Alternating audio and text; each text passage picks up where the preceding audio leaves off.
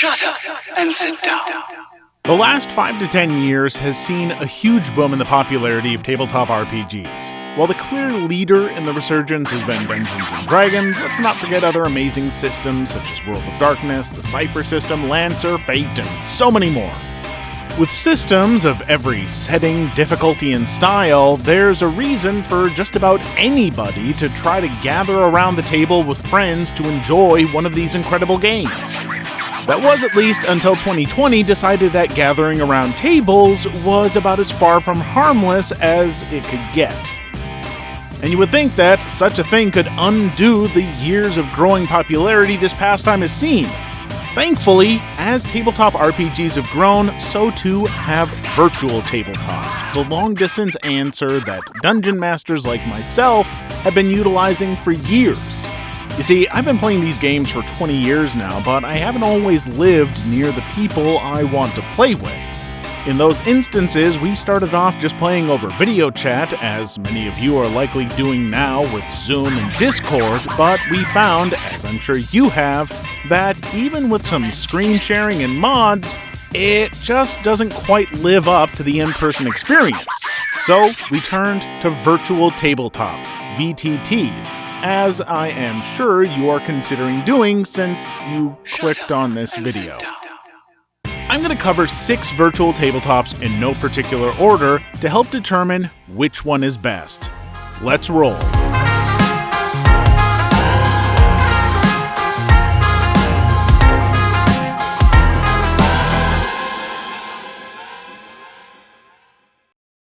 Owlbear Rodeo.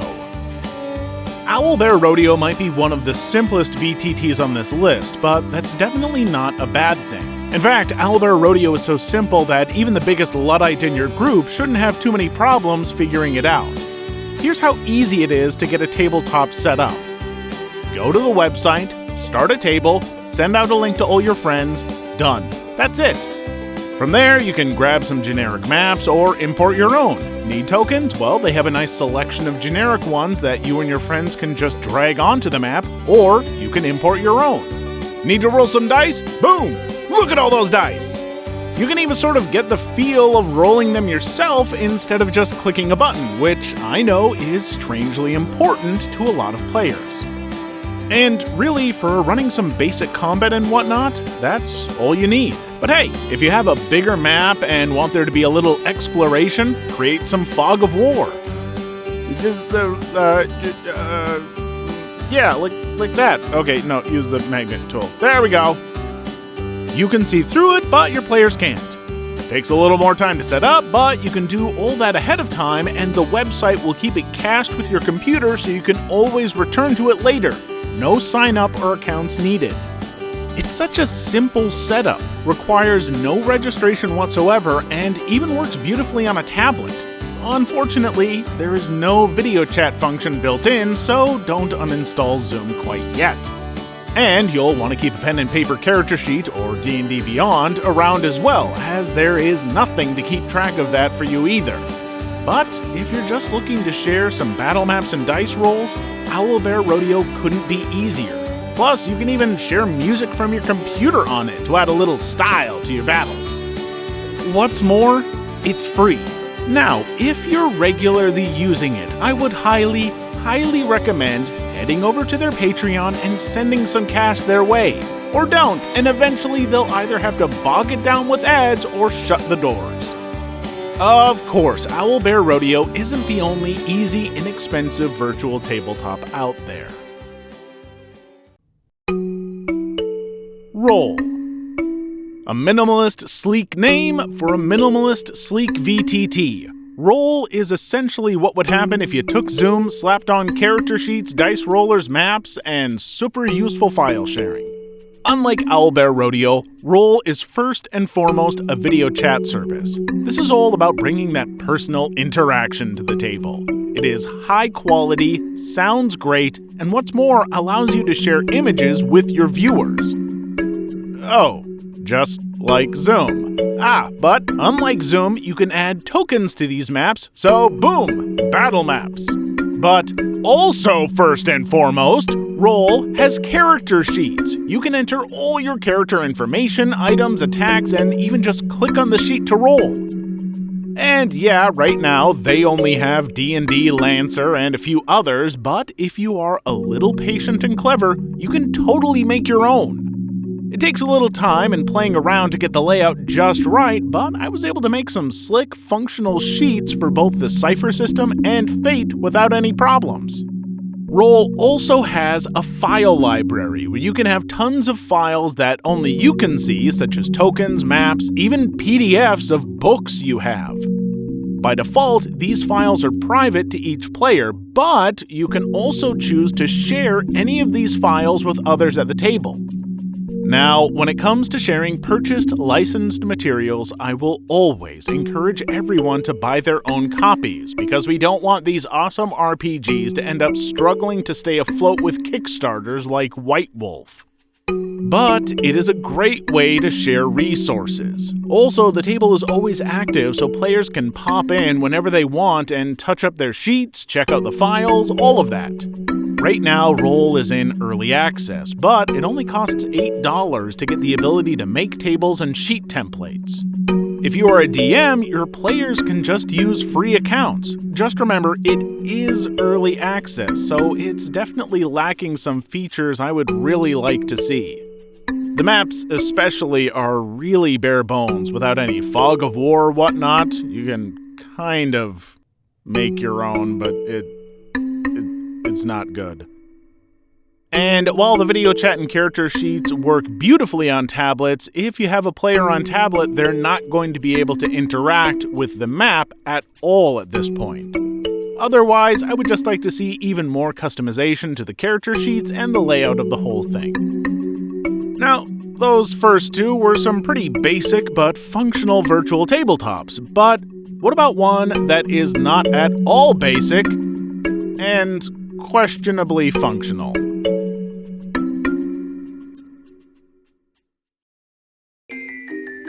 Tabletop Simulator.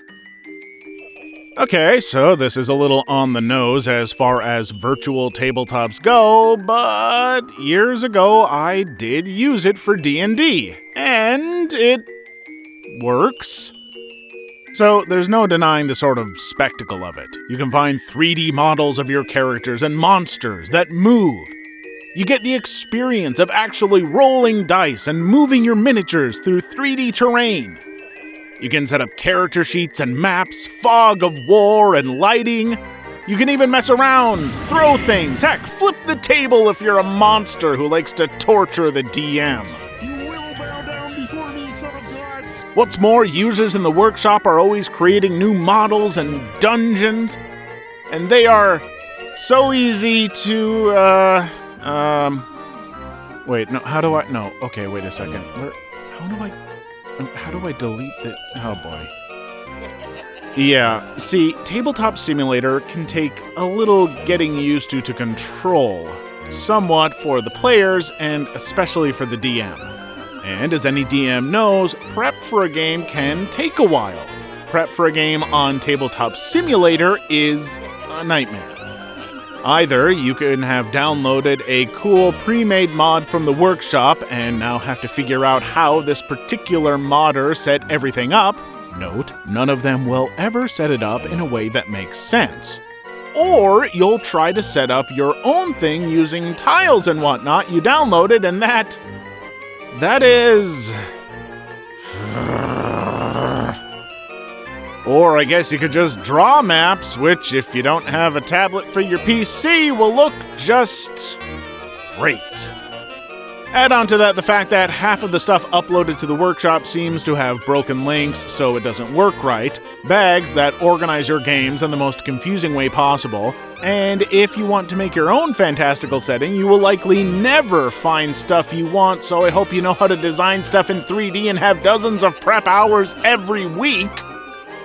All of these issues just to play D&D on something that simulates a table about as well as Surgeon Simulator simulates moving around your own hand. And oofta, will your players constantly get distracted and just mess around with stuff. But I gotta admit, there's something really fun about it. I would never, ever recommend this for detailed, long-running campaigns. Never in a million years.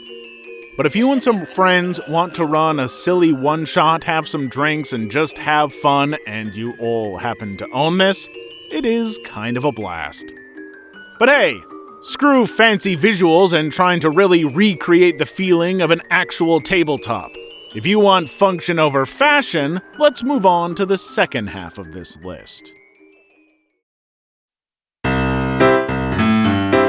Roll20. Roll20 has been around for about 9 years. 9 years! And of all the tabletops on this list, this is by far the most popular, I think. And it's no secret why. For what can be a totally free experience, you can run games, and I mean really run games. Upload tokens, maps, even music that plays for everyone. Sure, Owlbear does all that. Big deal. Oh, that's just the tip of the iceberg. Create entries for NPCs, journal entries, random info, whatever you want organized into tidy folders, and then you can decide which of your players has access to which of these things. You can literally make it so only certain players know about certain NPCs or have access to certain bits of information and history. And hey, have a bunch of battle maps and all that pre-made, stocked with enemies and ready to go, all hidden from your players until you are ready for them to see. But wait, there's more. Video chat built in. Yeah, now you and your players can chat, and there's even a whisper chat. So with the click of a button, you can privately talk to however many players you want and keep deep, dark, horrible secrets. And it works great! You know, until you have, like, more than 4 people using it, then it will constantly bug up, crash, lose people, freeze up, hold up your games. When I regularly played with 7 people, I expected to lose around half an hour to video chat issues every session. But wait, there's more! There's a huge library of systems available on Roll20, with character sheets, items, monsters, all that preloaded and ready to go. Adjust player HP from the map, track turn order, make macros for custom attacks and dice rolls. It's easy! But wait, there's more! Fog of War? Boom! Walls, light sources, lines of sight? Boom! As long as you pay the premium subscription. Tons of space to upload all the stuff your massive campaign needs? Boom! With the premium subscription. Shared compendiums, customer character sheets, no loading ads! Yeah, you get the picture. A lot of stuff is tucked behind paying a premium subscription, and I can't blame them. Keeping these servers up and all that isn't free, and really only one player needs to have premium, so your group could always pitch in for the DM to have it. Unless a player wants to play on a tablet, because then they are going to need premium. Sorry, tableteers. Of course, if you don't want to be paying a yearly premium, you could always get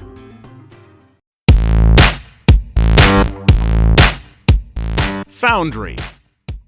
Foundry is Roll20, but on steroids. It literally looks and functions like a fancier, sleeker version of Roll20, which isn't hard. For all of Roll20's amazing attributes, looks isn't one of them. That is one utilitarian but ugly UI. I'm not going to rehash a lot of the features here because basically every feature I mentioned from Roll20 is present in Foundry, except the gosh darn whisper chat? Oh, come on, my secrets! And don't worry, the video chat is still a half-functioning mess that only works with certain browsers and a lot of port forwarding. But everything else is here and often way better. Macros, easier to make, better looking. Character sheets? Holy schmoly, are they better! Plus, Roll20's premium features like walls, line of sight, light sources, shared compendiums, all here and all included. Why? Because Foundry is a one-time payment and you run the server off of your computer, so no upkeep fees. And if you don't want to host the server, you can pay just $6 a month to have Foundry host your server for you. Boom! Why do we keep saying boom? Otherwise, you are just looking at a one-time payment of $50, and that's just for the DM. Players log on through their browsers for free. Plus, Foundry has a growing modding community. This means that people are constantly adding new game systems and new incredibly useful tweaks for your current system. Want certain roles like perception and insight hidden from your players? There's a mod for that. Want fancy new dice? There's a mod for that. Want video chat that actually works unlike Roll20s? There's a mod for that. Oh, well, there was for the last version of Foundry, but they updated Foundry and now the video chat mod doesn't work. Crap. And here's where I get to the problem. See, Foundry is still new, early access even, and they are constantly patching it with new awesome features and fixes. But when they update it, a lot of the time some of the mods you may have come to rely upon, might not work anymore. And since they are user-made, you have to hope that the creator of the mod decides to update the mod again. Otherwise, you may be out of luck. To give an example, I got this amazing mod that allowed me to do a ton with all these fancy, amazing upgraded roll tables. I spent hours designing roll tables for treasure, sustained injuries, encounters, all that. Then, Foundry released an update that fixed some annoying bugs I was dealing with, so I downloaded it, and the roll table mod no longer worked. It hasn't worked for over a month now, and I am left with the debate of, well, do I want these roll tables, or do I want the features and fixes from the new patch? And sometimes you might let some of these mods become pretty integral to your games if you have enough going on, so this can become a pretty major annoyance.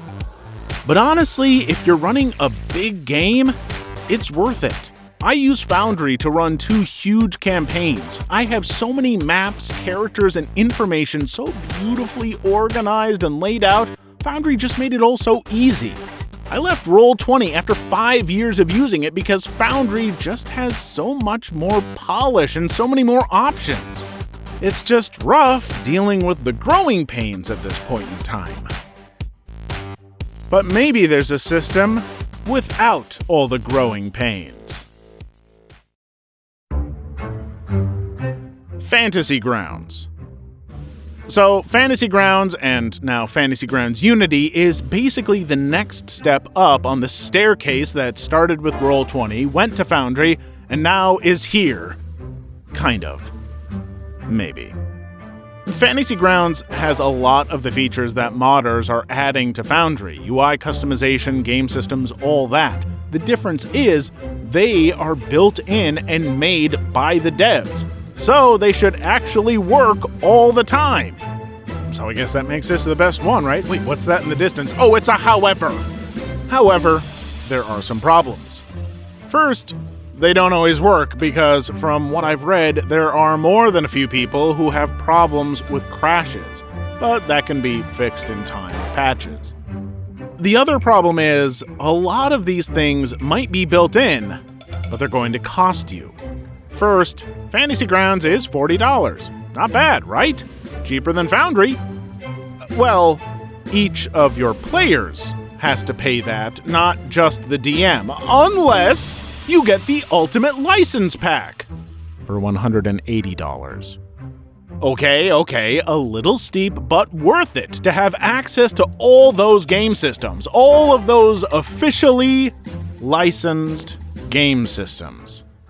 Yeah, if you want to integrate that stuff with Fantasy Grounds, you gotta pay for it. And don't get me wrong, I'm all for paying for this stuff, because I already did pay for the stuff that I want. When I got the physical books, or when I bought them on D&D Beyond or wherever. I don't want to buy them again.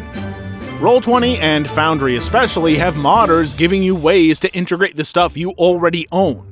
So, Fantasy Grounds is definitely a slick system, but there's a bit of a paywall to scale in order to get it. And honestly, I'm not sure that it's really that much better than Foundry at this point in time. More stable? Probably. Better? I don't know. And well, for now, that's all the virtual tabletops that I'm familiar with. And one that I'm not super familiar with because I'm not rich. So which one would I recommend? I mean, all of them. Look, this video wasn't meant as a competition. All of these virtual tabletops have their advantages and disadvantages. If you're running a game with a huge custom world full of details and NPCs and you want to add more detailed combat with line of sight and all the bells and whistles, then Foundry or Roll20 are going to be incredible resources for you. Owlbear Rodeo and Roll would just frustrate you with their limitations. On the other hand, if you're mostly just hanging and chatting with friends on Discord and want something to help keep track of stuff during battles, hop on Owlbear. Or if you want something that will do chat and character sheets, Roll is incredible. Frankly, I don't use just one. I run 2 major games of D&D with massive worlds, one of which has been running for over a year. Foundry has done an amazing job of keeping all of my prep work organized and allowed me to create some truly detailed, creative battles. But I also have Roll to use for some smaller games I run in Cypher and Fate, systems that don't require as much prep and detail, and we're mostly using theater of the mind and have a lot less to keep track of. There isn't a wrong virtual tabletop. I mean, yeah, just a right one for your game. And hopefully, this video's helped you figure out which one that will be for you.